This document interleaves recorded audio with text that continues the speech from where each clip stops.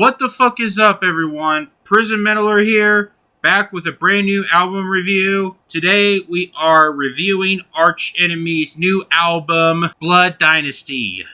So this is the band's first album in 2.5 years, actually. It came out today. As we know, over the last year, Arch Enemy has been making some reports about the new album. As we know, this is the band's first album without Jeff Loomis. As he left the band, replaced by Joey Concepcion, whatever his last name is, who is from the band Armageddon.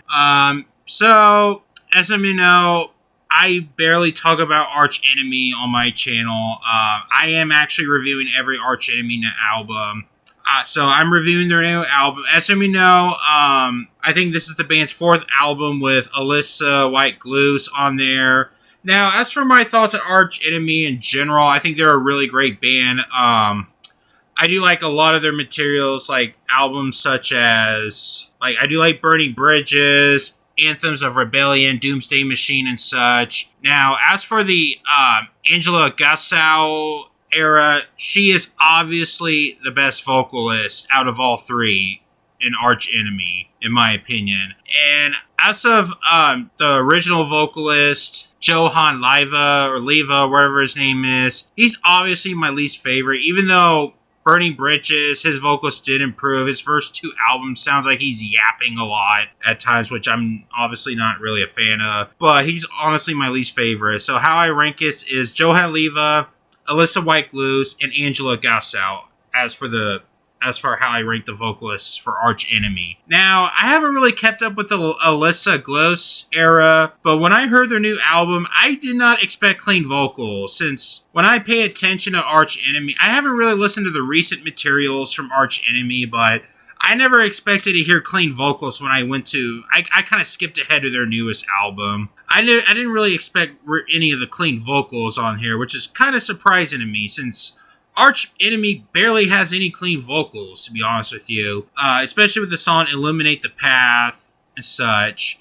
Now, as we know how the song starts off with Dream Stealer, which is the first single, it starts off really hard. It has really high tempo punching riffs and such. I definitely do dug that. Illuminate the Path, which kind of caught me off guard with the clean vocals. I didn't know she uses clean vocals. Again, I didn't really keep up with Arch Enemy's later materials. It's mainly towards the Angela Gassau era, as we know. Throughout the album, it just feels like another Arch Enemy album. It's got some great riffs, it's got some solo, it pretty much kept assistant like you hear from Arch Enemy for the most part. Now, again, it's got some great drum work. Joey Concepcion did kick ass on the guitars. Michael R. Amott, whatever his last name is. He's been in the band for quite a long, ever since day one. I think he's the only member who's been on the band since day one, as far as I remember. I may be wrong here. And Daniel Erlandson, who is the drummer for Arch Enemy. I'm not sure if he's been in there since day one. I know he was previously from Carcass, but again, he was banging the shit out of them drums as usual. So yeah, I don't know what to say here. It's another Arch Enemy album, I guess, just with Alyssa White Gluz. I think it's their fourth or fifth album with her on vocals, but it's a solid album for the most part. So I know this review is kind of short, but it's solid for the most part. My main criticism about this album is mainly the cover track, Vivre Libre, or whatever. It's a blaspheme cover, which is an underground heavy metal band from France. I'm not a fan of that track. This is pretty much like a ballad track with clean vocals used entirely, which is very unusual from Arch Enemy. It really lacks consistency. I mean, I would tolerate it as a standalone song, but putting it on the album just drove off for me, to tell you the truth. I am just not a fan of how they put it on the album. I would possibly tolerate it if it put it as a bonus track or whatever, but putting it in the album, not very necessary. I'm just personally not a fan of that. Now, as for the final track, Liars and Thieves, I really love the way they closed the track, to be honest with you. I didn't expect they have this power metal sound on the bridge of the album, which really quite unexpected. It's got some really hard-hitting riffs and such. As for Alyssa White Gluz's vocals, I'm not quite too familiar with her. Again, I know she was previously from a metalcore band, the Agonist. As you know, she replaced Angela Gassau, who she retired from Arch Enemy. I'll admit, her vocals was great on that album. Even she was great in clean vocals too, which I didn't know she actually does clean vocals, to tell you the truth. I only heard like a few songs from her and I barely hear any clean vocals. She used it, I think 3 songs in this album, and she was pretty good at clean vocals, I'm not gonna lie. So, yeah, guys, this is kind of like a shorter album review. I'm not going to review the songs much, since most of the songs are pretty like hard-hitting for the most part. Again, it's Arch Enemy being Arch Enemy. That's all I have to explain for this album. It just feels like another Arch Enemy album. So, I'll go for a 3 out of 5. I think it's a pretty decent record.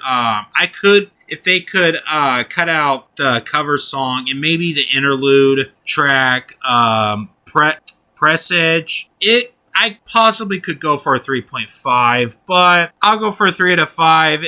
Is it their best album? No. Is it their worst? No. I just think it's another Arch Enemy album, to tell you the truth. So, yeah, I think it's a pretty decent record overall. So, yeah.